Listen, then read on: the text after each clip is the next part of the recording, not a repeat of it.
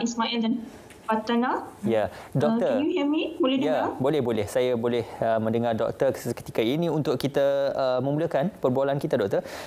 Sekarang ini kalau kita lihat hampir separuh daripada keseluruhan mereka yang layak divaksinasi sudah pun mendapatkan lengkap kedua-dua dosnya. Jadi, apakah respon awal daripada pihak doktor melihatkan apakah kita berada di landasan yang betul untuk melihat kita boleh mencapai imuniti kelompok dalam masa yang terdekat, doktor?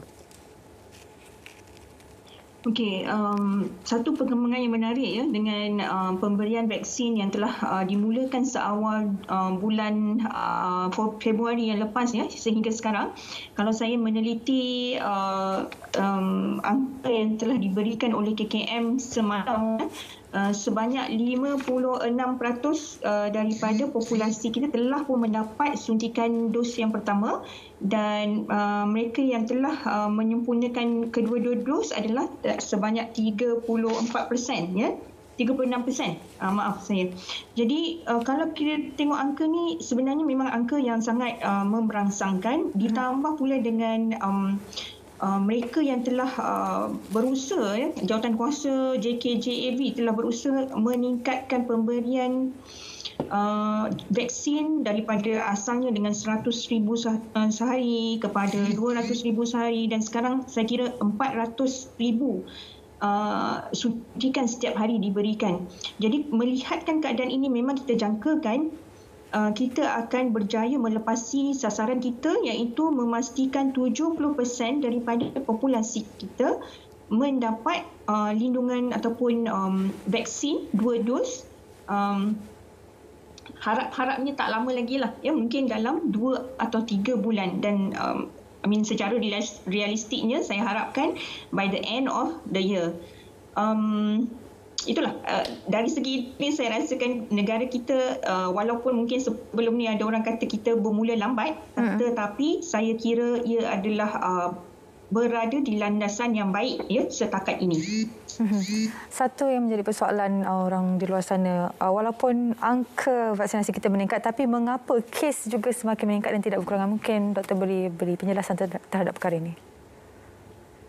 Itu satu perkara yang memang saya rasa menarik, mesti kena ulas ya, sebab kalau tengok angka semalam pun memang sangat tinggi, 22,000, kalau saya tak silap saya 22,948 kes dicatatkan semalam ya, angka baru. Dan kalau kita tengok tu seakan-akan vaksin ini tidak berkesan, semakin banyak vaksin kita bagi semakin tinggi kes. Namun perlu kita tengok juga taburan pemberian vaksin mengikut negeri dan juga kes-kes yang aktif. Kalau kita perhatikan, terdapat beberapa negeri yang sedang menyaksikan peningkatan kes yang ketara.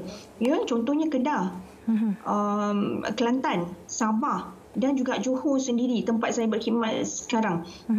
Dan kita perhatikan peratus vaksinasi yang saya nampak yang paling ketara di Sabah dan juga Johor masih lagi ketinggalan, dan perlu mengejar peratusan vaksinasi yang lebih tinggi untuk memastikan kes kita dapat diturunkan. Malah kalau kita tengok di Kuala Lumpur dan Selangor, angka dia seakan stabil. Pernah satu ketika di kedua-dua wilayah ataupun kedua negeri ini mencatatkan hingga hampir 10,000 kes sehari. Jadi dengan langkah yang telah dilakukan oleh KKM sebelum ini, di mana kita menumpukan usaha untuk memberi seberapa banyak vaksin di kedua-dua negeri ini, telah kita nampak hasilnya, iaitu pertama bukan sahaja kes tu dia makin melandai, bilangan kes melandai, tetapi apa yang kita dapati di hospital-hospital di kedua-dua negeri ini ya, di KL contohnya, di Hospital Kuala Lumpur, dinyatakan oleh pengarah hospital sendiri bahawa mereka menyaksikan penurunan kes yang terpaksa menunggu untuk mendapatkan rawatan di Jabatan Kecemasan memang sangat berkurang. Kalau dulu mungkin ada 200 pesakit terpaksa menunggu di Jabatan Kecemasan sebelum diberi rawatan, sekarang mungkin angka itu sudah menurun hingga 20 orang. Jadi ini adalah satu perkara yang sangat-sangat kita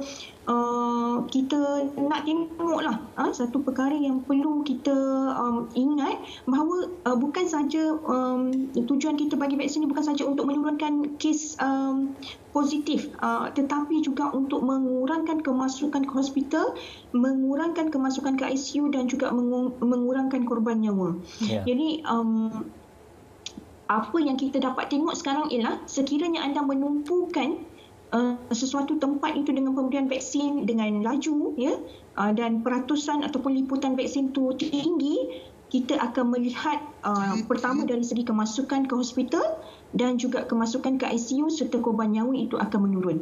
Itu apa yang kita dah dapat saksikan di Kuala Lumpur dan juga di Selangor. Ya. Doktor, cuma seketika tentang kita ingin melihat bagaimana vaksin ini bergerak ataupun memberikan kesan kepada kehidupan manusia. Ya, kita sedia maklum vaksin ini sebagai satu kaedah pencegahan, bukannya rawatan. Jadi, ia tidak menghalang daripada seseorang yang divaksin itu untuk kembali positif COVID-19. Cumanya kebarangkalian untuk jangkitannya itu menjadi serius adalah kurang dan juga kebarangkalian untuk menjangkitkan kepada orang lain juga adalah kurang. Dalam perihal ini, selama mana lagi boleh kita berikan tempoh untuk kita melihat sekurang-kurangnya kita boleh hidup dalam keadaan bersama dengan virus itu dengan peratusan vaksin yang tinggi, walaupun ramai yang dijangkiti tetapi kesan-kesan serius itu tidak seperti sebelum ini ataupun tidak seperti negara-negara lain, doktor.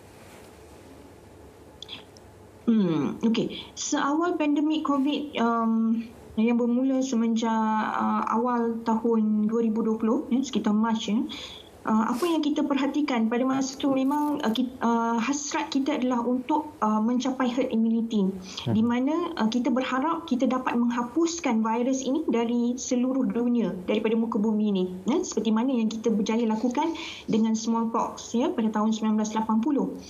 Tetapi dengan masa, dengan peredaran masa ni, perkembangan apa yang kita dapat saksikan ialah cabarannya dengan virus SARS-CoV-2 ini ialah wujudnya varian-varian baru yang menusingkan kita.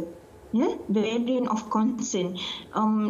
Awal-awalnya kita dapat varian Alpha yang berasal daripada UK, kemudian varian Delta, Beta yang berasal daripada Afrika Selatan, dan seterusnya Delta varian. Delta varian ini adalah sangat-sangat merisaukan kita, dan ia banyak mengubah perancangan yang kita ada sebelum ini. Malah saintis telah memberi bayangan bahawa kita perlunya kita memberikan booster, dos booster, seperti mana apa yang telah kita lakukan untuk influenza sebelum ni, sebab apa yang kita dapat saksikan sekarang ialah Delta varian ini sangat lagi mudah berjangkit, dan sekiranya ia menyerang seseorang, ia lagi mudah melarat, dalam keadaan pesakit boleh menjadi lebih teruk dengan cepat, dan juga ia mengurangkan keberkesanan vaksin yang kita ada sekarang. Kalau dulu dengan virus SARS-CoV yang asal, keberkesanan vaksin Pfizer dikatakan lebih kurang 95%. Tetapi dengan Delta variant memang kita jangka keberkesanannya akan kurang sedikit. Atas sebab itu kita terpaksa bersedia menerima kemungkinan bahawa kita terpaksa hidup dengan virus ini. Cuma kita memberi suntikan booster setiap tahun, ada kemungkinan itu, supaya kita tidak akan menjadi, kalau dapat COVID, kita tidaklah mendapat simptom yang teruk dan tidaklah perlu dimasukkan ke ICU. So kita punya aim kita dah sedikit berbeza. Tapi kerajaan masih lagi memberi kata putus bahawa kita akan cuba untuk memberikan seberapa banyak vaksin kepada seberapa banyak penduduk ya, demi untuk menurunkan angka kes dan juga menurunkan kemasukan ke ICU dan mengurangkan korban nyawa. Malah kalau kita tengok pun sampai ke hari ini, walaupun dengan angka kes yang meningkat, 70 hingga 80% pesakit COVID daripada seluruh kategori, sama ada mereka di kategori pertama, kategori kedua, kategori ketiga, kategori keempat atau kategori kelima, 70 hingga 80% daripada mereka yang dalam golongan yang saya sebutkan tadi, dalam stage yang saya sebutkan tadi, adalah mereka yang tidak menerima vaksin ataupun yang tidak lengkap dos vaksinnya.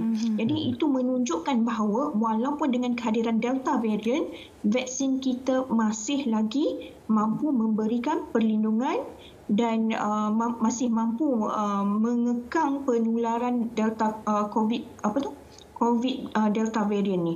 Jadi walaupun kita ada cabaran baru dengan Delta variant, tetapi insya-Allah kita masih akan terus memberikan vaksin kepada seberapa banyak penduduk demi untuk mengurangkan keterukan dan korban nyawa. Dan kalau kita lihat keadaan vaksinasi di Malaysia semakin meningkat dan pastinya Malaysia berada di landasan yang tepat sekali. Tapi bagaimana pula kepada mereka yang tidak mahu masih lagi menerima vaksin itu sendiri, dan kita takut perkara ini jadi seperti di Amerika Syarikat kerana kebanyakan mereka yang dijangkiti COVID-19 ini mereka yang tidak divaksin sebenarnya. Pandangan doktor?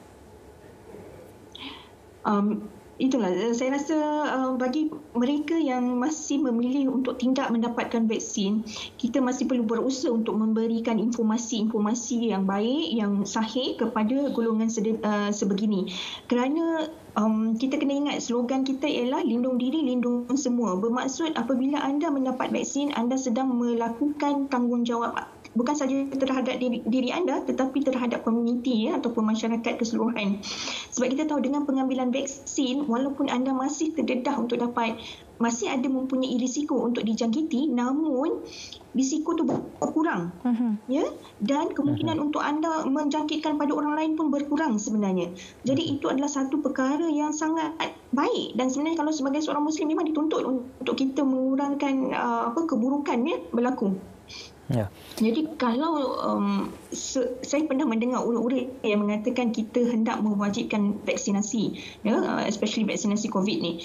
Pendapat pribadi saya ialah apa yang saya nampak sekarang ialah langkah-langkah sesetengah tempat ataupun premis perniagaan yang memberi kenyataan bahawa hanya membenarkan individu-individu yang komplit 2 dos vaksin, yang bermaksud 2 minggu selepas dos yang kedua, mereka sahaja yang boleh dibenarkan masuk ke dalam premis tersebut. Saya kira itu adalah satu langkah yang sangat positif kerana seterusnya ia boleh memberikan keyakinan kepada pelanggan-pelanggan yang lain yang datang, yang telah sempurna dos vaksinnya, dan juga ia pada masa yang sama memberikan galakan kepada mereka yang belum mendapatkan vaksin. Sebab saya tak nafikan juga ada pihak yang mereka bukanlah anti vaksin ataupun memang tak nak vaksin, tapi mereka mungkin ada yang masih ragu-ragu, yang mungkin macam bersifat nak tunggu dulu. Jadi mungkin dengan langkah sebegini kita boleh meningkatkan angka mereka yang akan datang untuk mendapatkan vaksin di PPB di seluruh negara. Jadi saya rasa itu adalah satu langkah yang bagus. Memang betul. Memang kalau kita fikirkan, memanglah orang yang tak vaksin ni sebenarnya mereka lebih berisiko dijangkiti, dan mereka pun memang lebih berisiko untuk menjangkitkan pada orang lain. Jadi seharusnya golongan yang sedemikian ni, kalaulah mereka ni memang menolak atas sebab mereka tidak percaya ataupun mereka menentang usaha kerajaan untuk memberikan vaksinasi, saya rasa itu adalah salah satu tindakan yang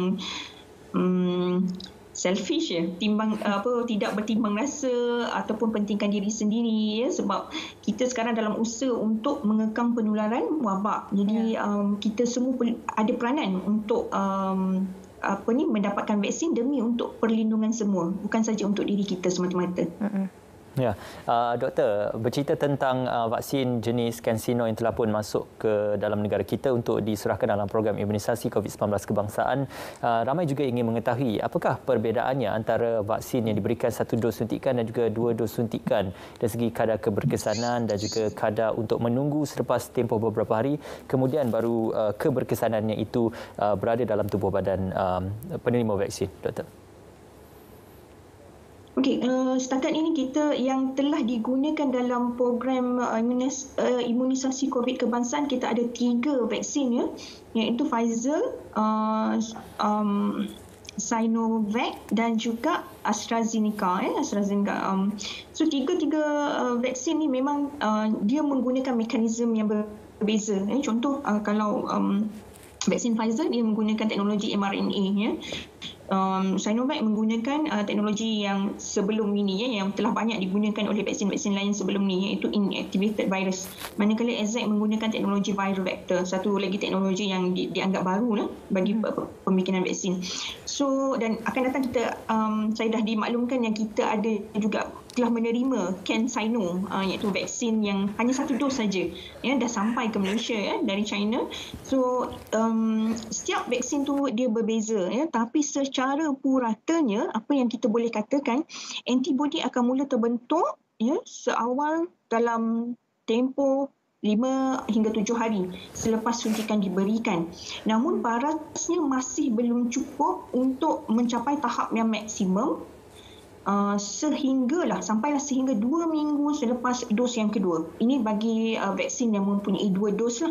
Contoh seperti Pfizer ataupun namanya Comirnaty atau vaksin Covishield bagi AZ dan juga vaksin Coronavac bagi Sinovac ya. So 3 vaksin ini mempunyai 2 dos dan tempoh yang dikatakan antibodi itu telah optimum, telah cukup untuk melindungi adalah 2 minggu selepas dos yang kedua.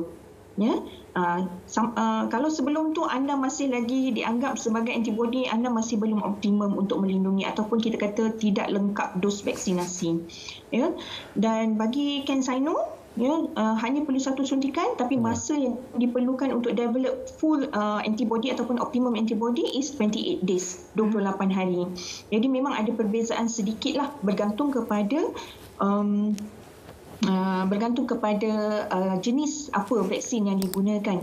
Dan setakat ini daripada data yang kita ada, kesemua vaksin yang diberikan masih mempunyai kesan terhadap varian Delta, terutama dari segi mengurangkan kemasukan ke hospital dan juga mengurangkan kematian dan juga mengurangkan keterukan seperti kemasukan ke ICU. Okey. Doktor, bagaimana pula kepada mereka, kepada individu yang telah pun disahkan positif COVID-19 tapi masih lagi mahu mengambil suntikan vaksin itu sendiri, kerana perkara ini ada juga terjadi di beberapa PPV di mana seorang individu itu dijangkiti COVID tapi masih lagi pergi ke PPV untuk menerima vaksin. Bagaimana perkara itu, Doktor? Sorry, maaf, saya tak berapa dengar. Mungkin sebab kepada mereka yang telah pun dijangkiti COVID-19 tapi masih berdegil mahu pergi ke pusat pemberian vaksin untuk menerima vaksin tersebut. Adakah ia akan berkesan kepada tubuh badan ataupun tidak sebenarnya? Saya susah untuk saya komen benda ni. Macam ni, bagi saya ia berkisar pada kesedaran seseorang sendirilah.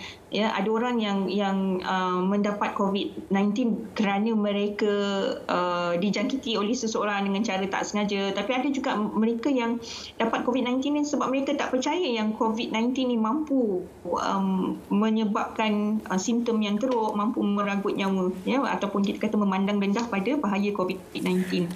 Jadi mungkin mereka yang sebeginilah yang bila dah kena COVID pun mereka masih lagi refuse untuk mendapatkan vaksin COVID-19. Bagi saya orang sebegini memang perlu untuk diberi nasihat pendedahan tentang ilmu ataupun info-info yang sahih, dan sememangnya wajar digalakkan untuk mendapatkan vaksin. Bila sekarang ni kita penetapan daripada pihak KKM ialah sebaik saja seseorang itu telah pun pulih daripada simptom akut dia. Contohnya dia dah keluar daripada hospital, dah boleh makan, minum, mungkin dah boleh pergi, start kerja balik. Kita dah sarankan untuk mereka mendapatkan suntikan vaksin. Sekiranya mereka masih lagi berdegil, masih lagi memandang vaksin COVID ni tidak perlu, ataupun mereka kata, I trust my own natural immunity, saya cuma berharap yang mereka perlu sedar bahawa first time pun natural immunity mereka tidak mampu melindungi mereka daripada dapat COVID. So they should take the vaccine jab to provide more kita kata protection for them. Tak rugi pun, malah dia lebih baik. So saya harap mereka yang macam ni akan ambil vaksin. Doktor, bagi mereka yang tidak berada dalam golongan yang dibolehkan untuk vaksin, khususnya yang berada dalam kategori 17 tahun ke bawah dan juga kanak-kanak, apa mungkin pesanan yang boleh diberikan oleh doktor sendiri untuk perlindungan kepada mereka yang tidak boleh divaksin ini? Kerana kalau kita banyak bercerita kepada mereka yang boleh divaksin, sudah pasti vaksin itu boleh memberikan perlindungan. Tetapi yang tidak boleh divaksin dan belum diberikan vaksin ini, apa antara perlindungan yang boleh diberikan untuk mereka? Saya rasa dengan hujan ni I lost the Doktor, mungkin saya ulang sekali lagi soalannya, doktor. Kalau boleh saya ulang sekali untuk mereka yang dikategorikan sebagai golongan yang belum boleh diberikan vaksin ataupun yang tidak divaksin, khususnya kanak-kanak golongan 17 tahun ke bawah, apakah antara perlindungan yang boleh kita berikan kepada mereka buat ketika ini? Okey.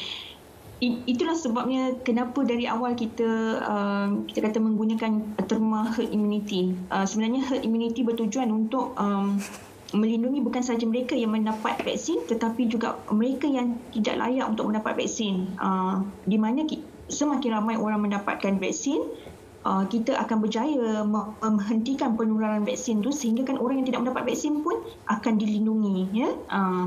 Namun dalam keadaan sekarang dengan bilangan angka kes positif yang sangat-sangat tinggi, memang akan timbul ancaman kepada mereka yang tidak layak mendapat vaksin, seperti mana yang Tuan Ismail sebut tadi, kanak-kanak, terutama yang bawah umur lah. Apa yang berlaku di luar negara ialah sesetengah negara telah memulakan program vaksinasi kepada kanak-kanak untuk melindungi mereka ni, sebab kita tahu semakin tinggi kes, terutama dengan Delta variant ni, kanak-kanak juga tidak terkecuali daripada mendapat ataupun menjadi mangsa COVID Jadi langkah yang dilaksanakan oleh negara-negara luar, setengah negara luar, ialah memberikan vaksin. Seperti actually Pfizer telah pun meluluskan penggunaannya untuk mendapat kelulusan untuk menggunakan vaksinnya kepada kanak-kanak. Malaysia masih lagi kita kata tidak ada kata putus yang jelas. Sebelum ni saya pernah membaca kenyataan YB Khairi Jamaluddin tentang kelulusan untuk menggunakannya pada kanak-kanak sebelum sekolah bermula. Namun selain daripada vaksin, sekiranya kerajaan masih membuat keputusan untuk tidak menggunakannya pada kanak-kanak, apa yang saya boleh nasihatkan ialah sebagai orang dewasa, andalah yang perlu melindungi anak-anak ini dengan mengambil vaksin. InsyaAllah. Itu salah satu tujuannya. Dan buat masa sekarang, saya merasakan mereka yang berada di sekeliling kanak-kanak itu, sama ada guru, sama ada pengasuh, sama ada ibu bapa, mereka inilah yang perlu diberi keutamaan untuk mendapatkan vaksin. Jadi for adults, for orang dewasa, sila dapatkan vaksin anda. Bukan saja macam saya cakaplah, bukan saja untuk melindungi diri anda, tapi juga melindungi orang-orang sekeliling anda, termasuklah anak-anak kecil. Okey, terima kasih sekali lagi kepada doktor. InsyaAllah perlindungan yang kita dapat pada hari ini adalah perlindungan untuk masyarakat, keluarga dan juga komuniti kita juga. Terima kasih diucapkan kepada Dr. Sakinah Sulong, pegawai perubatan dan juga dari Medical